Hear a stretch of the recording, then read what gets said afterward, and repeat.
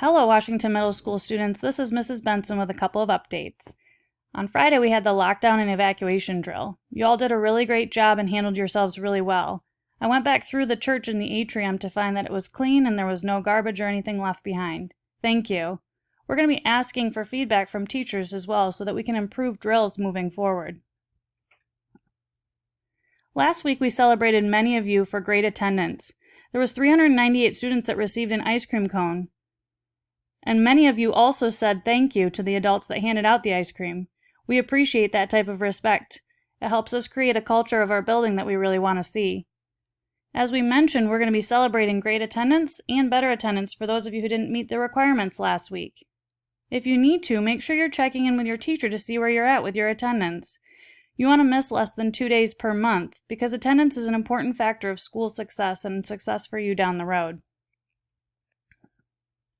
I want to give a quick update on just messing around and what does that mean. In the office, we keep hearing I was just messing around as a reason for inappropriate behavior. When you're saying I was just messing around, you're telling us that you don't really care about the student that you disrespected because of what you want to do to them. An example would be if you shove a student in the hallway. You might be shoving a friend and you say I was just messing around, but either way, it's still not respectful or safe. Each student in this building has a right to have their personal space respected. The expectation is that each of you are keeping your hands to yourself out of respect for each other and to maintain a school environment that is safe. Just as a final reminder, please keep in mind that your choices speak to who you are as a person. Each of you matter in this school, and we all need to work together to take care of each other, and we can show that we care for each other by keeping our hands to ourselves on school property, anywhere on school property. The benefit of respecting each other's personal space is that other people will want to be around you more.